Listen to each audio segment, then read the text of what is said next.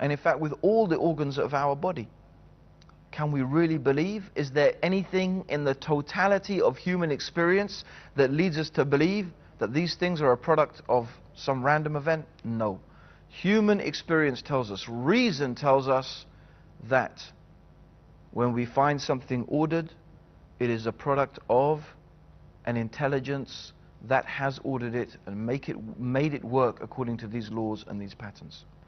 So we look at our universe, we look at ourselves, we look at our world, and we ask three simple questions. Did it come from nothing? That's the first question. Did it come from nothing? Did this universe come from nothing? Did we come from nothing?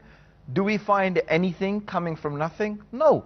There is nothing in our human experience to lead us to believe that something, let alone something so complex, could have come from nothing. So that's not a possibility. The second possibility. Did it create itself? Did this universe create itself? Did we create ourselves? No. If we did not exist in the first place, how could we have brought, or how could this universe brought itself into existence? If it wasn't there, how could it make itself there? And we don't attribute to the universe and to the things in the universe the ability to create. What is the universe made of? The universe is made of stars and galaxies. Lots of stars and lots of galaxies.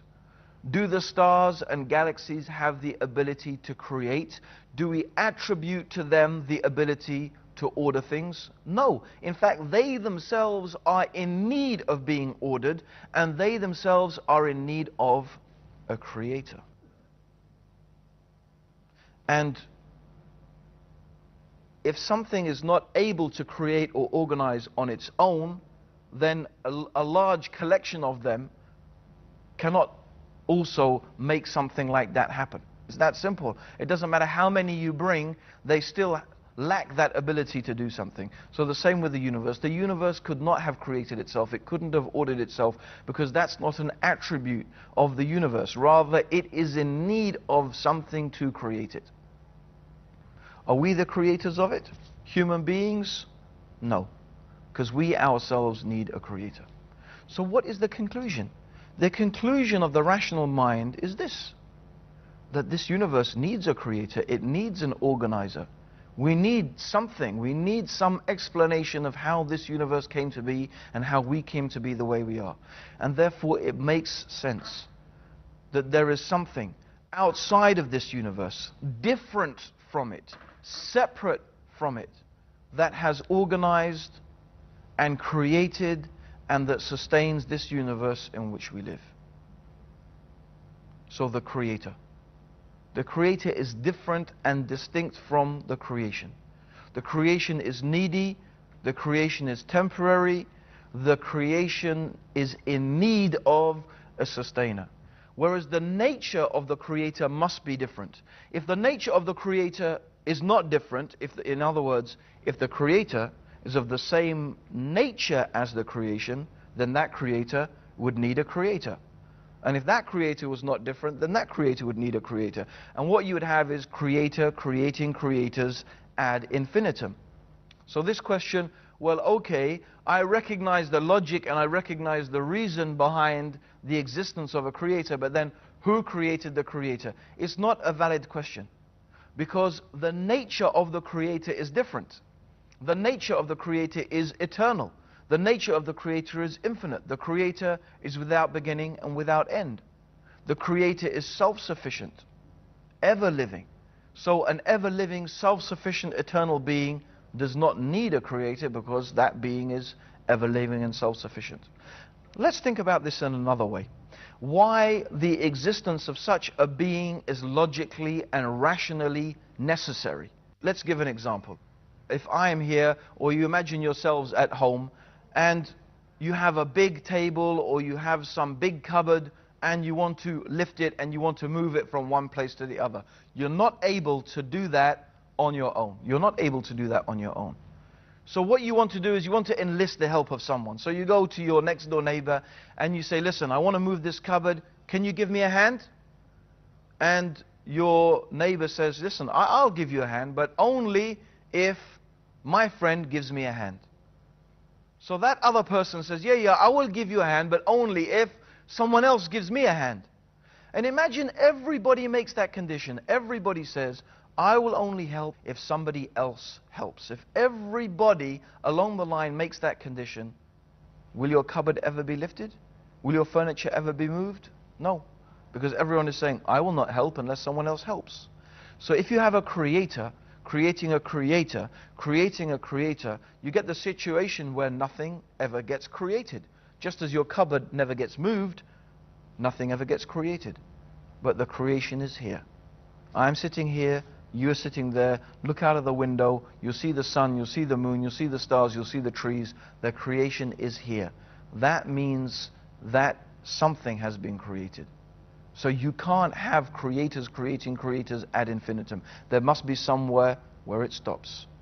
And it has to stop at a being who is distinct and separate and different in his nature from that which he created.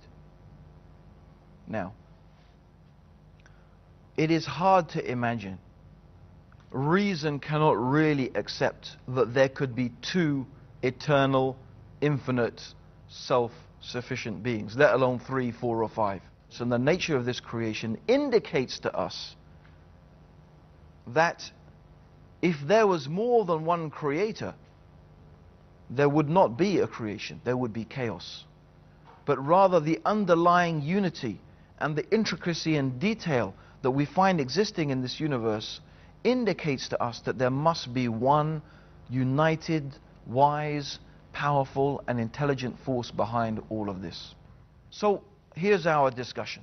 Here's our reasoning. Here's our step-by-step, stage-by-stage process of reasoning that we have gone through. And what have we reached at the end of it?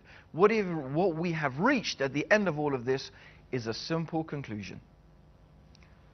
This universe has a creator. This creator is different from the universe. The creator is wise. The creator is powerful. And there is only one such creator. Out of all the religions in this world, of all the philosophies and the religions and the ideologies in this world, which one teaches us to believe in one creator who is eternal, who is self-sufficient, who is infinite, wise and powerful, and who is different and distinct from the creation? You will find that although many religions and philosophies have some aspect of this idea, nearly all of them compromise it in one way or another. For example, let us take broadly the Hindu concept of God. The Hindu concept of God, for example, and I use this in a very generalized sense because I do realize that many different people within Hinduism have many different beliefs. But generally, the Hindu concept of God is that the creation is God. God is everywhere and in everything.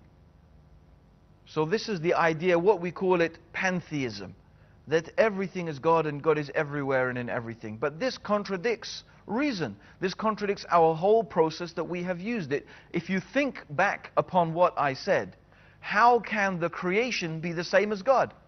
And if the creation is the same as God, then what created it? The whole rational basis that we used in order to understand that God exists falls on its face. So the idea that God and the creation is one and the same is not acceptable.